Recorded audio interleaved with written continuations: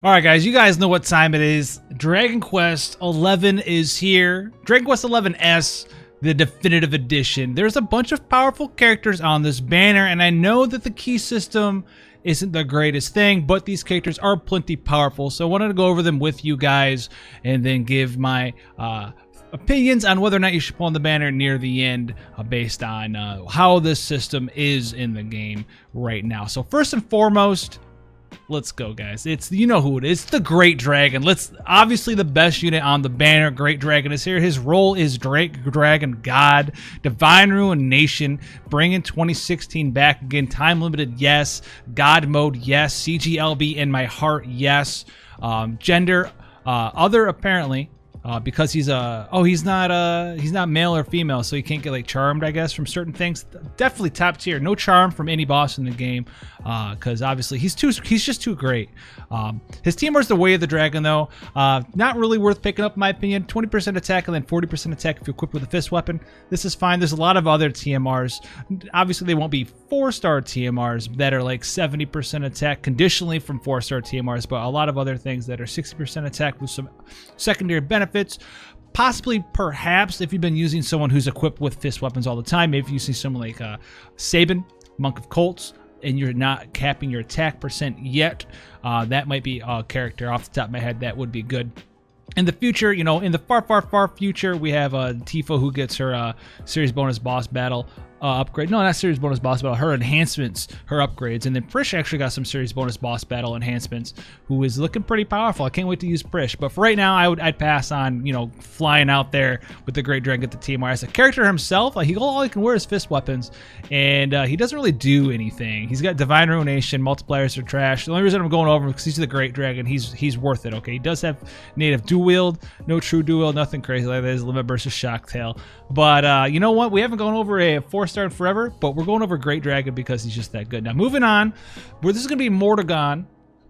This is going to be the only character that's actually pullable on a banner. So this is a pretty important character to talk about. He is a mage. He does have absolute 0 Chaos Wave and Disorder frames. And he's pretty cool. He's pretty powerful. So let's go over Morrigan here. He's going to be a little bit different than a lot of mages out there in one big particular way. And this is the only one, like I said, that's on the banner. All the other characters you can get, 11, Veronica, and Sarina, however you want to pronounce her name, I think it's Sarina, are from the keys only. So his TMR is Morrigan's Cloak. It is a accessory, so don't get confused. 50 flat magic, 40% dark resist, and 22 defense. Nothing super insane here. You know, a lot of you guys out there using something maybe with 40 flat magic, 40% magic, anything of that nature. So there's a lot. We're really looking for like percentage and flat nowadays from a TMR on the ring slot, but you're going to want this to proc his trustability if the trustability is something that you want to use on him. His super TMR is Morrigan Staff, and this is going to give you the ability to equip a 180 magic rod, and it gives you the ability of 30% magic dodge and 7% MP. This isn't tickling my fancy. I see no real reason to go out of your way to get this. Magic Dodge isn't stackable.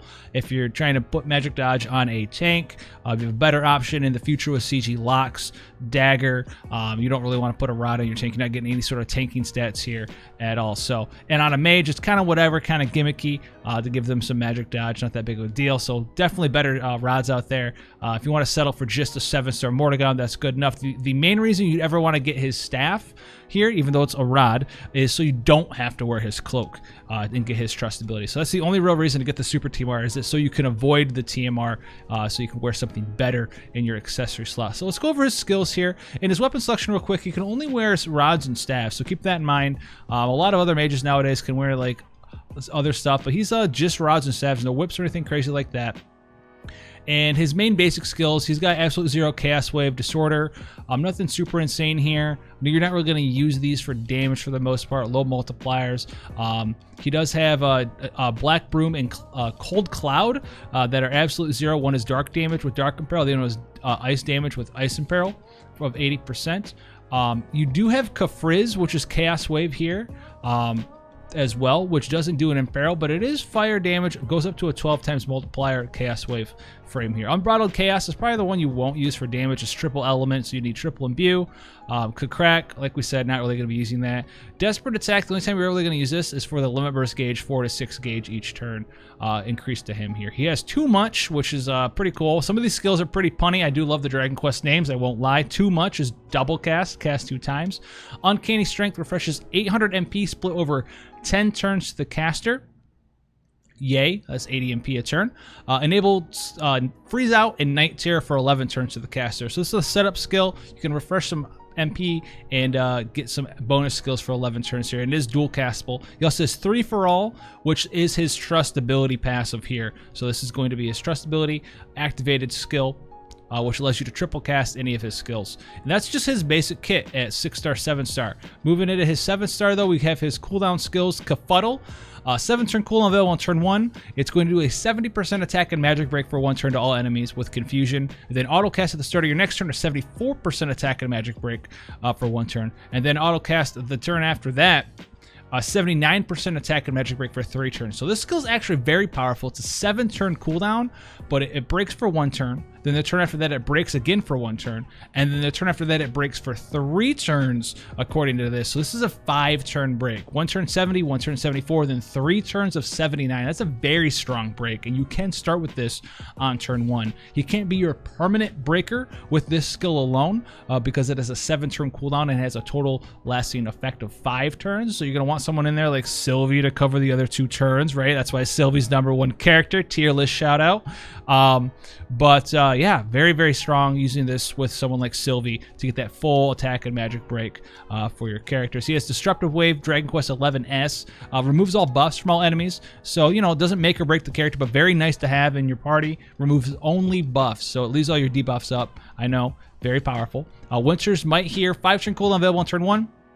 Decrease Ice and Dark resist 100% for 4 turns to all enemies. It increases your magic by 250% for 4 turns to the caster. So you can start with like Winter's Might, Kafuddle, and Uncanny Strength if you so desired, all on turn 1 for your turn 1 setup turn there, and then start going ham later on. Going into his passives here, magic passives, Dark and Ice resist, counters physical and magical attacks with Devilish Defiance, which we'll get to. He does have 50% true double hand magic, more magic HP and MP passives, 100% high tide. He has magic true dual wield 50%.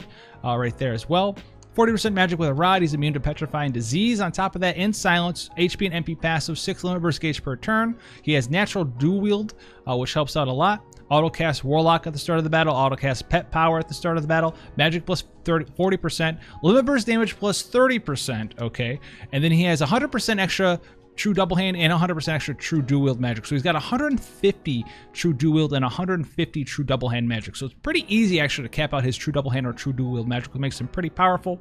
MP plus 20%, magic plus 50%, and then Black Broom and Cold Cloud get a 4-point multiplier bonus here at level 120 with Evil Aura, which is going to help those out quite a bit with their multipliers, right? 10 times multipliers there. But nothing super insane, right? We're looking at mages have like 20 times mods nowadays.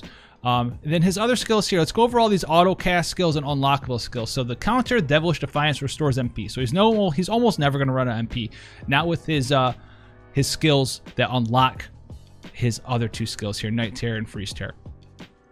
Because remember, you're going to get 800 MP over 11 turns there, or 10 turns, or whatever it was.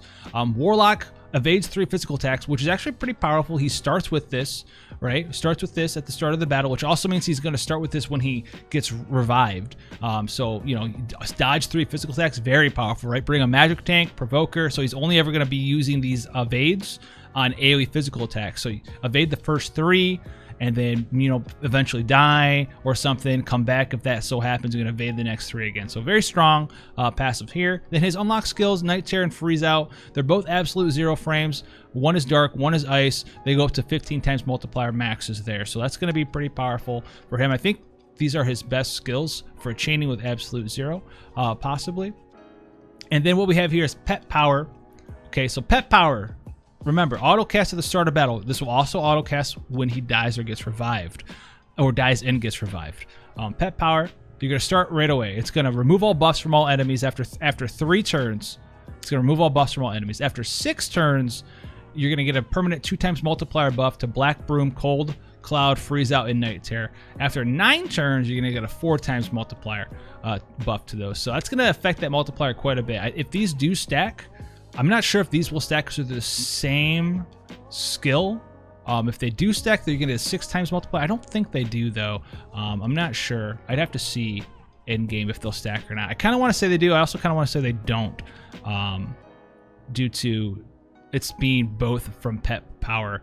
It's not like you know, you're using 2 different skills. I don't know if they'll have the same idea or whatnot. I actually haven't looked at the straight out data mine for that. But 4 to 6 times multiplier increase on these skills, plus the other 4 here. So you're looking at 8 to 10 times multiplier increase, which will bring these up to a nice whopping up to 14 to 16 multiplier, which is okay. But that's not really the main thing that makes them pretty powerful. It's Hellfire Dragon Quest 11S. Dark damage 50 times multiplier to all enemies. Decrease dark resist by 100% for 5 turns to all enemies. This is the thing that kind of makes him a little bit unique. It doesn't make him overpowered, but he'll be a pretty strong limit burst damage mage. He did get nerfed a little bit. He used to have, I do believe, like 100% limit burst damage passive here. And the one thing that's gonna, you know, make him a little bit different is you can buff this up. You know, you can use Heart Overcoming Hatred. You can use Lion's Heart here. Those are going to be your big 2 ones. There's not a lot of other mage limit burst damage gear in the game, right? If you're using something like Esther TMR, you don't have magic in your accessory, so you don't want to use that. It's really just Heart Overcoming Hatred and the Lion's Heart for the most part right now. But you can get extra 100%, 105% with his passive, 135% limit burst damage there.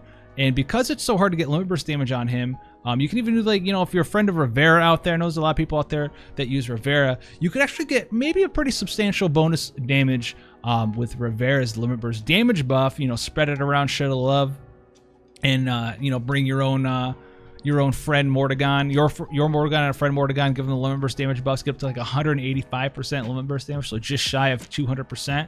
That's pretty powerful. You know, that's 150 times modifier there before the Imperil.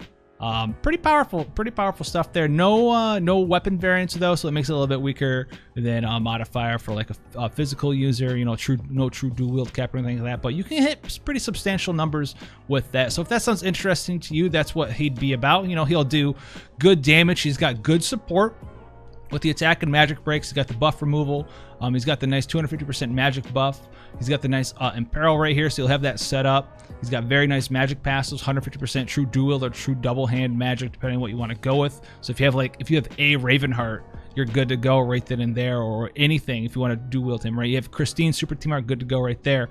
Heart Overcoming Hatred, Lion's Heart, Magic Killer, cap out his magic stat and go to town, right? He'd probably be better. He'll be better as a true dual wielder, just because he's got natural dual wield. He's got 150% true dual wield.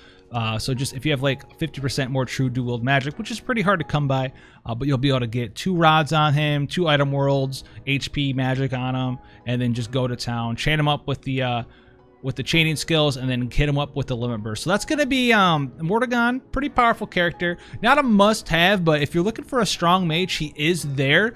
And he's not like a throwaway character. I wanted to go over this guy because a lot of you guys out there, and me as well, you know, with this system of the key system, you know, a lot of you guys are going to end up, if you want 11 Veronica or Sarina, you're going to end up having to do the step up, right? You're going to end up having to do the 10+ ones. And the only person you get there is Morrigan. So thankfully, he is really powerful. He is really strong. And you'll probably end up with 7-star Morrigan if you're trying to get 11 Veronica or Sarina. And you'll be able to use him. And you don't need a super TMR. Use his TMR, and you'll do good work with him. So the next one we're going to go over is 11. He is pretty powerful as well. So let's talk about 11. His TMR, this is the one I'm hoping that I get. Is the Erdwin's Coronet. It is a helmet, guys. It's not a hat. It's a helmet. It's a pretty cool helmet as well. 40 attack, 21 defense, and it gives you the effect of Erdwin's Coronet, which gives you 20% limit burst damage. Yes, it's 20% limit burst damage on a headpiece. So it's going to be pretty powerful. It's not like a must-have thing, especially if you have a lot of Super TMRs floating around. Especially if like Eileen's Super TMR headpiece, right? If you're going against anything that has those killers, that's probably more than likely for a lot of players out there going to be better with those different killers for the insects and machines and what have you, because it's 50% killer versus 20% limit burst damage. And then we have the Supreme Sword of Light as his super teamer, which is also very, very powerful as well. It is a 180 attack one-handed sword that gives 50% limit burst damage. So very powerful here as well. No reason to lose your minds over it though. It is really good. It does have 180 attack, which is very nice. But if you're looking at just the limit burst damage, there's going to be a couple of other contenders for this as well. One of them right now is CG Lightnings or Radiant Lightnings TMR. It's got a less attack, I think it's like 169 attack, but it has 30% LB damage and it has 50% true dual wield on it. And then in the future, we have Prince Noctis's super TMR, which also has, I do believe, 50% limit burst damage on it as well, if that's a sword that you're looking for. So don't feel pressured into pulling, you know, all the way out for 11. It's gonna be very, very hard to get a super TMR for these characters unless you're, you know, spending a bunch of lapis in order to get their prisms and pulling them with the gold keys and picking them with the gold keys and maybe getting lucky with the silver keys. So keep that in mind. It's going to be relatively easy to get one of them, but very, very hard to get anything more than that. So let's get in here. His equipment selection: swords, great swords, so very limited. His armor selection: he's got shields, hats, helms. Thank goodness he has helms, otherwise he wouldn't be able to wear his own TMR. And then the rest of stuff, so no robes. And then moving in here, he's got your basic stuff: Dragon Slash, Miracle Slash, nothing really to talk about. He's got Restore 3000 HP, Flame Slash, 3.6 mod, fire damage. We have Giga Smash, lightning damage with 80% lightning imperil and lightning imbue with bolting strike frames. Sounds familiar. Flame Slash, same thing, but for fire damage, bolting strike frames. Unbridled Blade, which is a 3-hit, 3-3-3 mod. Then we have Falcon Slash, which is one of his go-to skills. It's a bolting strike frame. The first 8 hits are a 2.0 modifier. That last hit is a 7 times multiplier, so a 9.0 total, but it's broken between 2 different things, and you can probably see where this is going. He's going to get a multiplier increase to Falcon Slash, and yes, it's going to apply to both parts. He has Repeat Performance, which allows him to dual cast anything, and that's going to end his 6-star abilities. We're going to the 7-star now. All cooldown skills. All right, we have the Luminary Awakens, 6-turn cooldown available on turn 1. Fire, Lightning, and Peril 100% for 4 turns to all enemies, 200% attack buff for himself, 200% high tide for himself, and then enables 3-peat performance for himself for 4 turns, which we'll get to, which you can probably guess what 3-peat performance does. Giga Slash, here's a 4-turn cooldown available on turn 1. Lightning physical damage, 1.5 mod with ignore 50% defense in the first 8 hits, and then lightning physical damage 4.0 mod with ignore 50% on that last hit. And this is bolting strike, and it also enables Quadra Slash for 2 turns to the caster. Remember, guys, it's really only 1 turn because it unlocks this turn counts for this turn, and then the second turn is going to be the next turn, which is the only turn you can actually use Quadra Slash. It's also going to buff Falcon Slash by 1.5 modifier for 1 turn to the caster as well. Flame Splitter, very, very, very similar skill here. Just take the previous skill, Giga Slash, but instead of all the lightning damage, you make it fire damage instead. Still unlocks Quadra Slash, still 4-turn cooldown on turn 1, still a buff Falcon Slash, excuse me, still is bolting strike. Then we have Giga Gash, 8-turn cooldown available on turn 1. Fire and Lightning Imperil 120% modifier, physical damage 10 times modifier, bolting strike frames. Okay, so pretty easy skill there. Nice Imperil. Then we have the Dragon's Blessing, 6-turn cooldown available on turn 6. He gets a little bit of support here. I do like this. It's a 100% HP heal to all allies and a 100% HP revive to all allies. So pretty nice here. No re-raise or anything crazy like that, but it's a secondary heal. He can, dual cast this, triple cast this in his kit as well, if that's what you desire. So keep that in mind there. So you can get in there, if you have like a weird turn where your healer needs to do something else, maybe like a trust with Maya or whatever have you. Just do something other than not healing. Maybe they died somehow or something. That's in your back pocket. Now, moving into his passives, he's got MP plus 20% and auto cast Scion of Dundrassil every turn, recovered 10% MP per turn. He has a native true dual wield, defense and spirit passive, 50% lightning resistance. Okay, Sylvie or Esther. Chance to ignore fatal damage, 100% when HP is above 1%. 1% HP lock, max 1 time with Gemma's Charm. This is my favorite skill in the game right now. Favorite skill, whoever named this, I love you. Marry me one day. Wambidextrous. Enables equipment dual wielding of 50% true dual wield. So 50% true dual wield, wambidextrous, dude. I'm such a nerd sometimes, man. Dual wield mastery gets a 6 times modifier cap, attack plus 30%, and attack plus 30% and defense plus 30% in addition to that when he's equipped with a sword. Luminary's Gambit, attack plus 30%, and then he also has 100% true double hand as well if you want to go with that, although you're going to want to go true dual wield with this character in my opinion. Savior of Erdrea, if his Trust Master Reward or Super Trust Master Reward is equipped, this is his trust ability. 40% attack, 30% MP, and auto-cast Savior of Erdrea at the start of the battle, which you're going to want. Pet power here, 30% HP, 20% spirit, and he's going to be immune to sleep, paralysis, and confusion. 20% attack, and then Luminary of Legend, which is 30% HP, or excuse me, 30% attack and 20% HP, and then 50% more true dual wield and 50% more true double hand there as well. And then moving in his conditionals, the auto cast Scion of Durndrassil, which is the thing that happens every turn. He's going to restore 10% HP per turn. 3-peat performance is his triple cast skill. All right. Savior of Erdrea. All right. Which is the thing that is activated by his trust ability. So what's going to happen is it's going to enable the skill for 1 turn at the start of the battle, which is 3-peat performance. You're going to start with triple cast right away. And then you're going to, after 2 turns, increase the modifier of Falcon Slash by 2.0. And then after 5 turns, increase the modifier of Falcon Slash by 4.0. Or did I say 5.0? 2.0. 2.0 and then 4.0. So 6.0 total if they do stack. And then Quadra Slash here is Bolting Strike frames, 2.25 modifier, ignore 50% defense, and then 9.0 modifier, ignore 50% defense, which is a pretty hefty modifier. 4.5 total on the first 8 hits, and then 18 on the second, on the very last hit there as well. So what is that, 23 if we can math? 22.5 modifier. So pretty powerful skill to just fire off with the Quadra Slash, and you can triple cast this if you so desire. If the Falcon Slash does buff, I'm not sure on these ones because it's from the same thing. It depends if this ID is different or not. 6.0 modifier there. The most you could ever cap this up at, if these do stack, is 6 here total, and then another, if you use both of these on the same turn, Flame Splitter and Giga Slash, it will be another 3, so it'll be 9 total.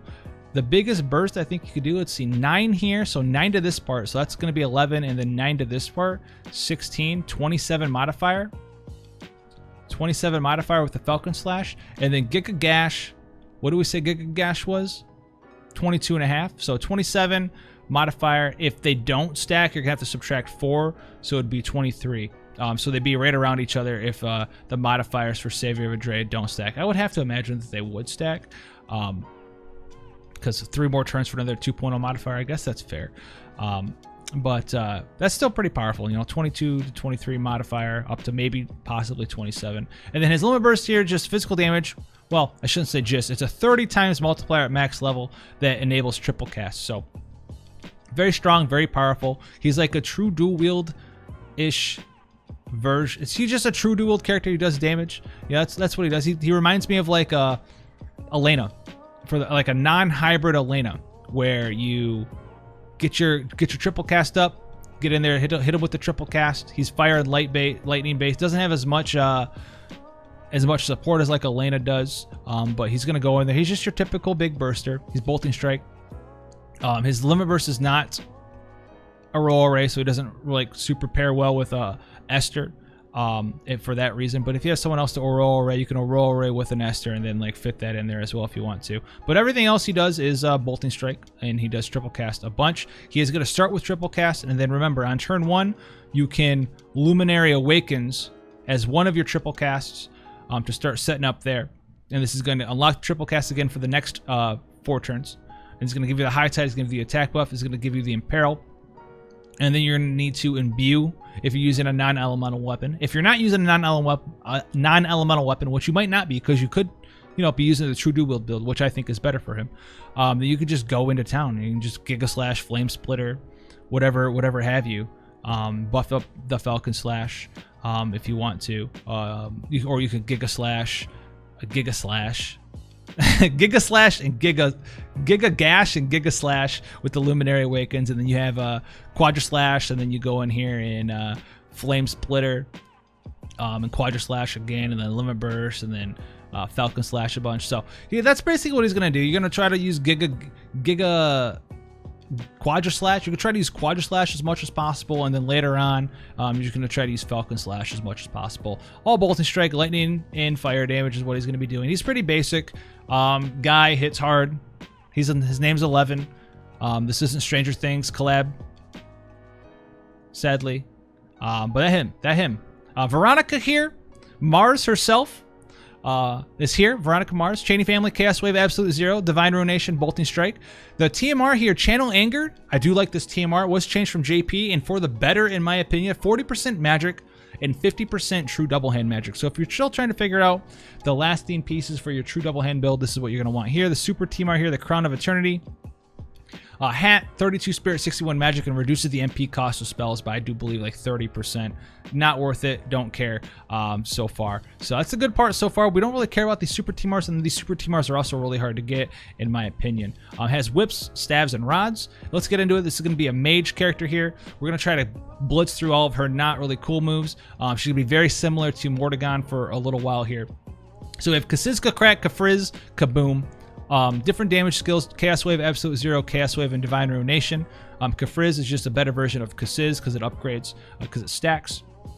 Ring of Ruin gives High Tide to your whole party, so a little bit of support there. Aurora of Reboot. She has a cooldown skill at 6-star, which is pretty funny. It's available on turn 1. It restores MP to the caster of 300, and then increases the modifier of Kafrizz by 4.0 for the next turn. For one turn. Okay. The auto cast at the start of your turn. She does have dual cast with Echo Activist. They have Whip, Crackle, Kafrizzle, Bolting Strike Frame, Lightning damage.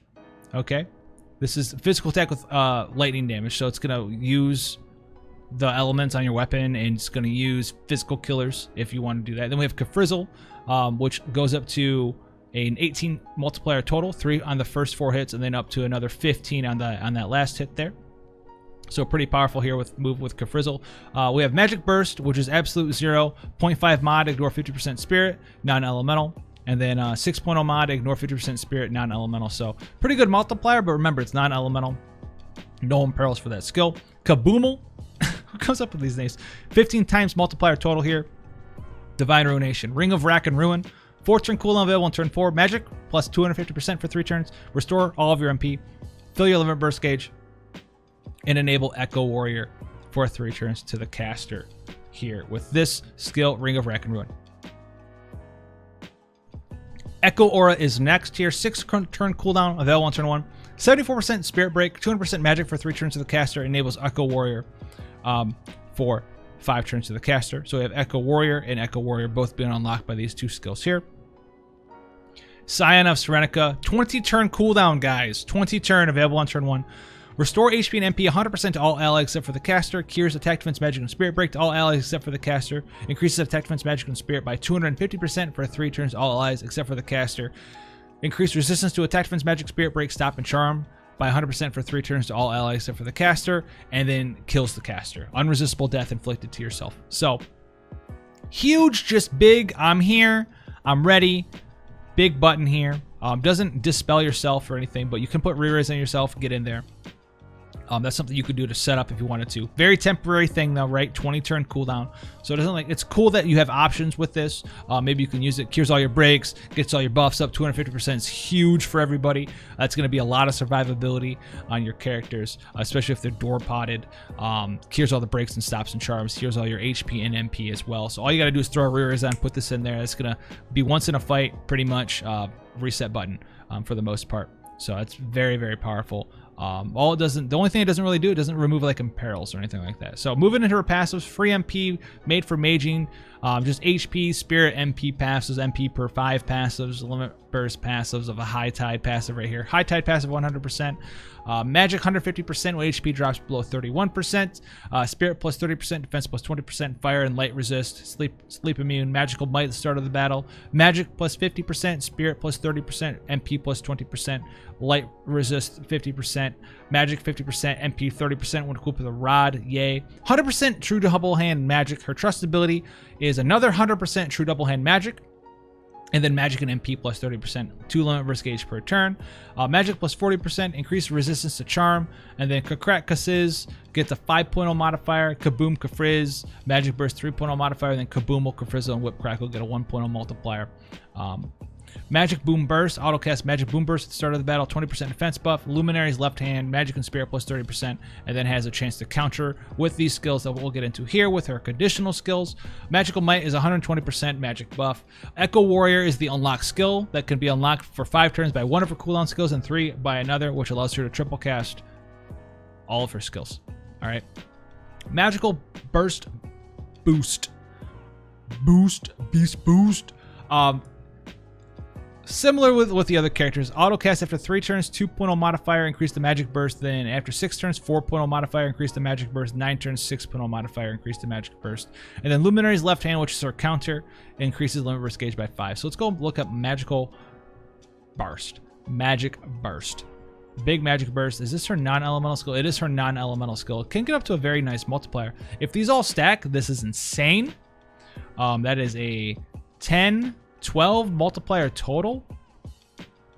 So it'll be 12.5 ignore 50%. 12.5 ignore 50% spirit. So 25 and then 18 ignore 36. I highly doubt, looking at this now, that these all stack. Because it'd be 25 plus 36. Did we just do that right? 18, 30, 36. Oh my goodness. 56, 64, 64 multiplier, even without the access to an Imperil. If you have a 64 multiplier, that's the equivalent of a 32 multiplier magic skill with a 100% Imperil. That is absolutely massive if these all stack. That makes this character much better. And then her limit burst here, Mighty Magic Burst. 29.8 multiplier with an or 50% spirit to all enemies. Increased modifier of magic burst by 5.0. So if these all stack, which I can't believe that they would, after 9 turns you're gonna be able to blow up whatever you want. Maybe that's the reason that they do stack, because you have to wait 9 turns. You have to sit here and wait and wait and wait and wait, which you can do for a lot of trials. There's some fights, you know, we'll be getting a fight pretty soon where you have to beat it in 5 turns. In 5 turns, get the UOC, right? We have the elk, the Great Elk reborn, Elefakiris being reborn. You won't be able to even use this skill in that if you want the UOC. You got to beat it in 5 turns. It's literally just a punchy bag fight. The boss doesn't really do anything. It's just beat it for the UOC. So that's very powerful. If that stacks, that's pretty cool. If you want to just make a team comp where you just sit there and sit and wait and sit and wait and then blow something up.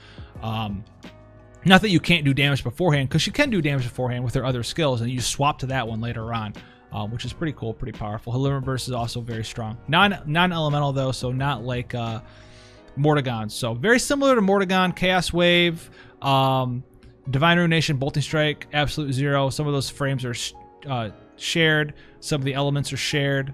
So that's pretty similar there. Whip Crackle uses physical killers, which is kind of odd.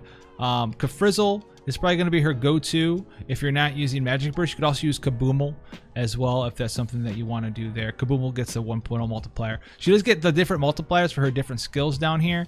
I didn't really go into crazy detail because Kakrak and Kasiz are her basics ones, and they get the highest multiplier. It doesn't really matter that much.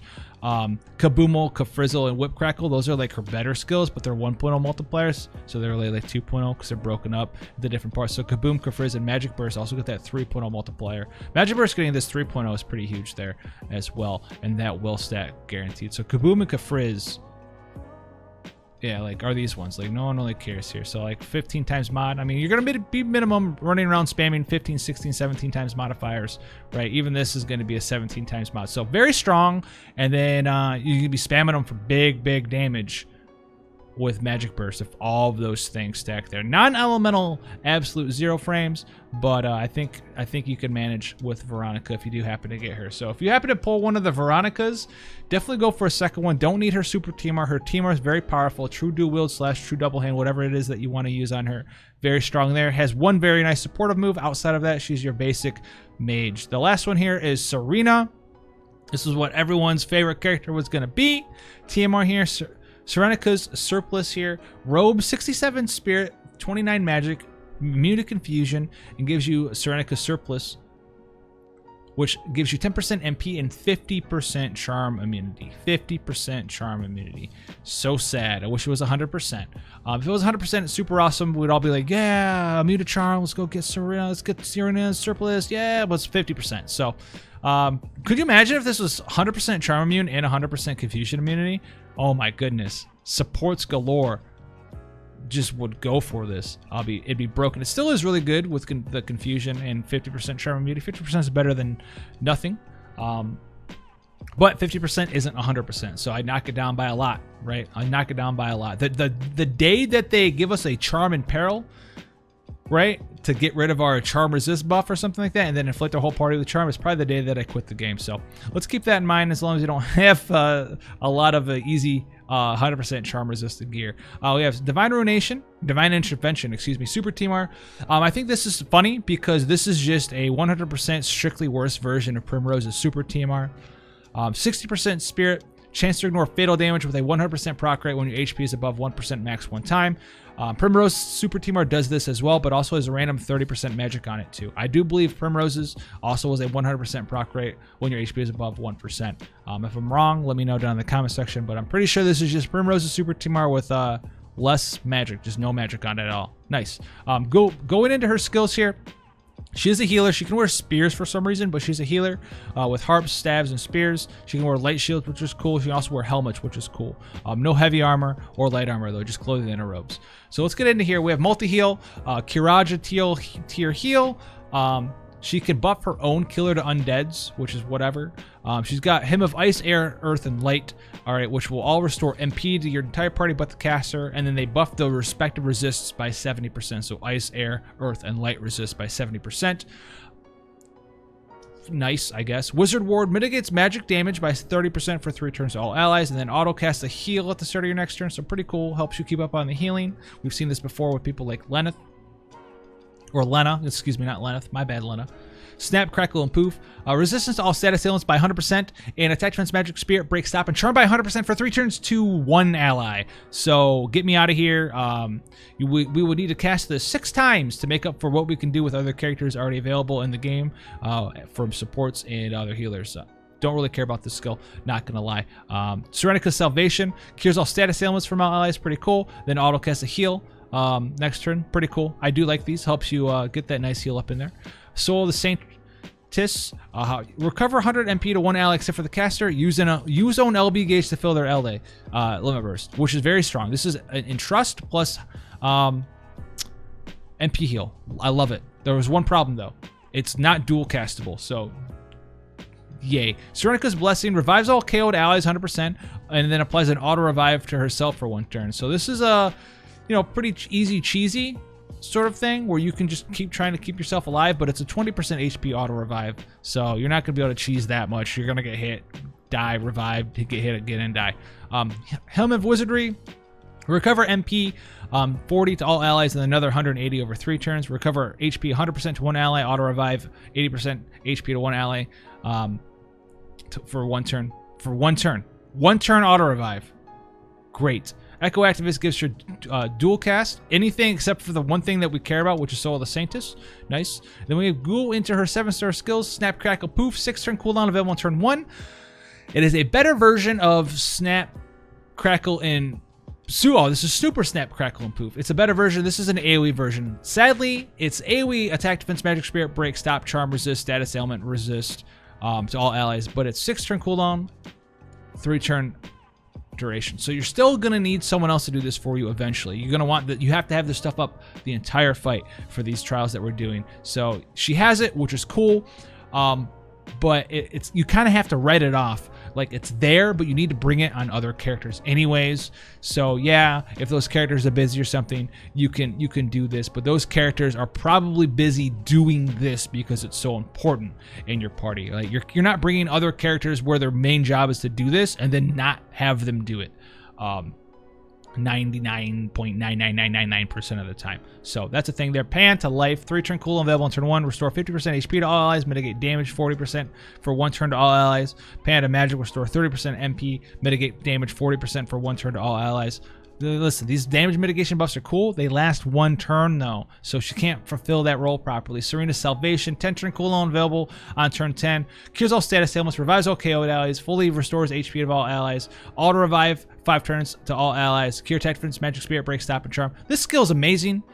This skill does not make a character good though, right? This skill is a full reset. Ailments gone, dead, alive, damaged, not damaged anymore. You got status ailments and stuff on you, breaks and stuff, gone. Charm, gone. You need auto revive, 5-turn auto revive. You cannot use this until turn 10.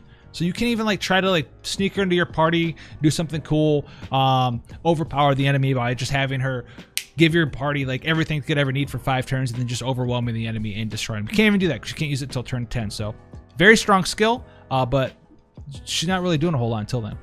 She also has Pan to wellness, remove all buffs from the enemy. Now moving to her passives here, Spirit MP buffs, MP per 5 buff, Defense Spirit HP buff, dual wield weapons with spears for some reason, equip or resistance to paralysis, disease, and petrify. I'm getting mad reading this character, I'm sorry.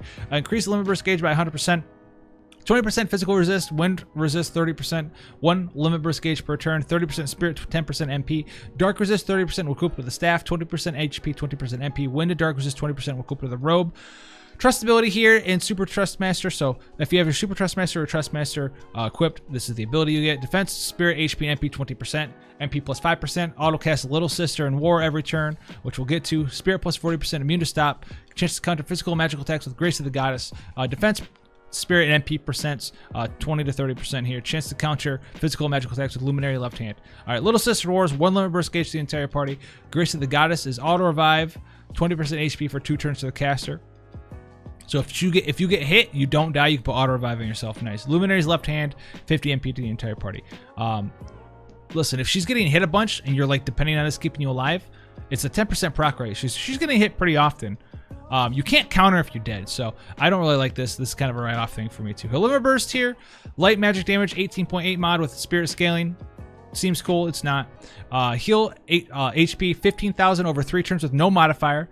Refresh MP 150 over 3 turns with no modifier. Auto revive 100 HP. Auto revive for 3 turns. This is basically just auto revive and 5,000 HP and 50 MP per turn. The limit burst, and you're gonna do some garbage amount of limit burst damage here.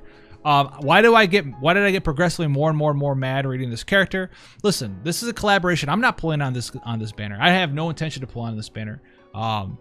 I'm out of resources. You know, a lot of people are out of resources. But check it out. Like, if you want to incentivize, let me play devil's. If you're gonna incentivize people to pull on a character, why do you come out with bad time limited units? Like, Lena exists, Myra exists, right? These are characters in the game right now, non-time limited. Unit choiceable characters, and this character just looks like a joke to them. Looks like a giant joke. Mitigate damage 40%. Use 2 different cooldown skills. Right? Like, where's the AoE auto? Where's the AoE re-raise?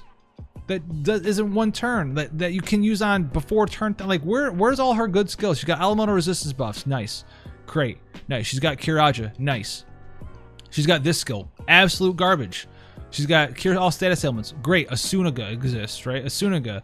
Like, this auto heal thing's nice, but this is basically Asunaga that like heals a little bit for the most part. I know Asunaga doesn't cure stone, but still, like, we have the skill dime a dozen. It's a dime a dozen skill.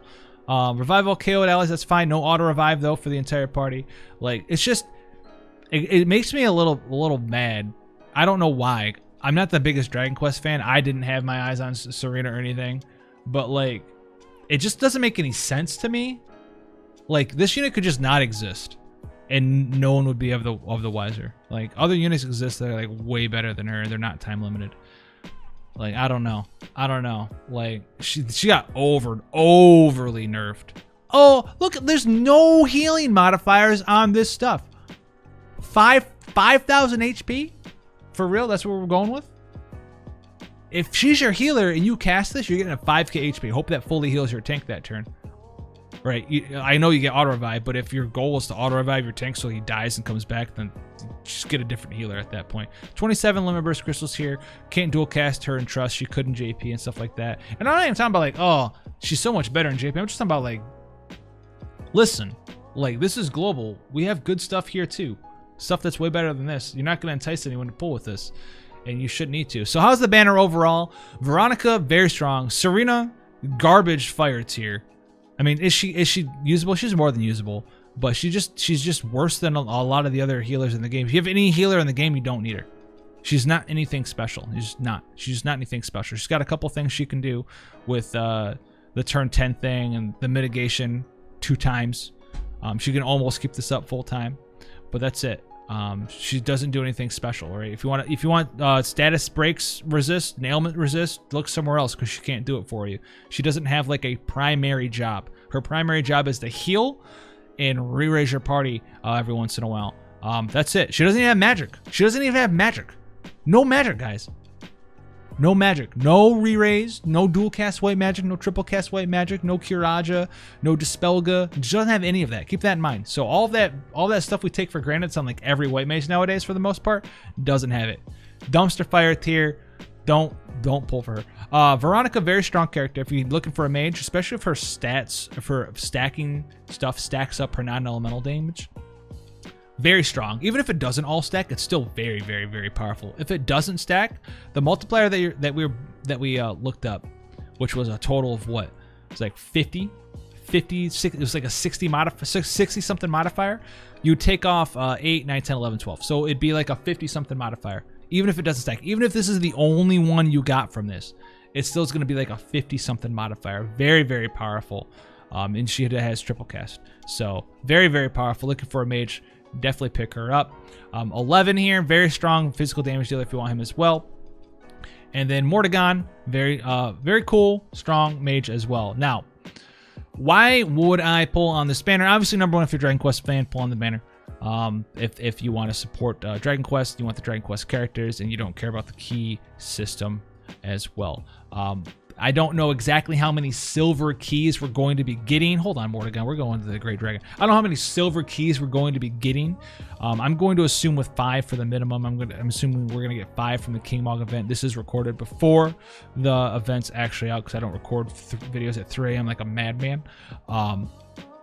But if it's more than that, then maybe I'll put up a second video. I'm assuming we'll get 5 though. So you will get 111 Veronica or Sarina at random.